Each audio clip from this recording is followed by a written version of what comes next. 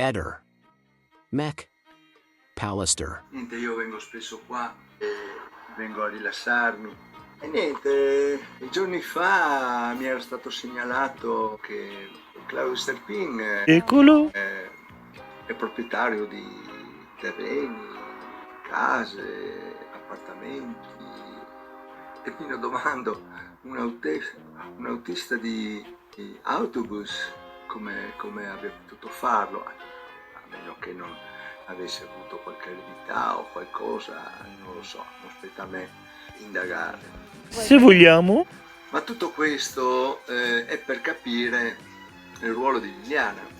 E non vorrei che magari Claudio fosse immerso in qualche meccanismo, in qualche giro strano suo, magari di vecchia data, di tanti anni fa, che possa anche giustificare tutte queste cose che ha, da dove vengono tutti questi soldi.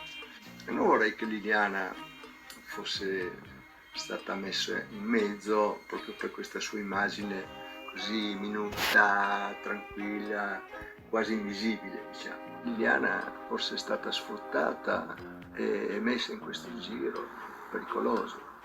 Vorrei proprio capire cosa sia successo a Liliana. Cosa vuoi? Noi avevamo un tenore di vita molto semplice, non avevamo case, non avevamo niente. Tutto quello che abbiamo a casa, macchine, moto, le moto che abbiamo avuto, le macchine fotografiche, tutto quello che, dei viaggi, di quello e quell'altro, era frutto del nostro lavoro, ma anche la semplicità delle cose. Quando io dico non avevamo problemi di soldi, dico per il fatto che a noi si accontentava di quello che si aveva e si faceva in base a quello che si aveva. E non abbiamo mai fatto o sperperato soldi in cose strane o così.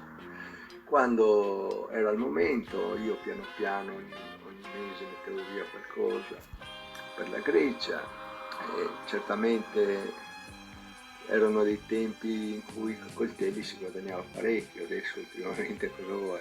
Dal Covid in poi è morto quasi tutto, è rimasto qualche piccolo così, cose che mi permette un pochino di aiutare, ma grosso modo non dico che vado alla pari, ma la mia fortuna è che anni fa ho acquistato parecchi coltelli a prezzi veramente stracciati e questo mi permette di andare avanti.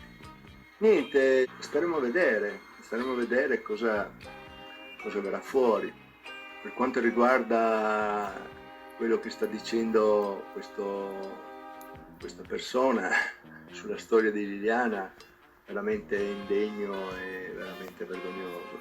Io non ho mai voluto intervenire, Nicola, ma non perché non mi interessa. Cosa vuoi andare a processo con una persona che ha 83 anni, la quereli, la denunci qua e là, fai il processo in appello e... Punto. Ehi, non dimenticare di iscriverti a questo canale.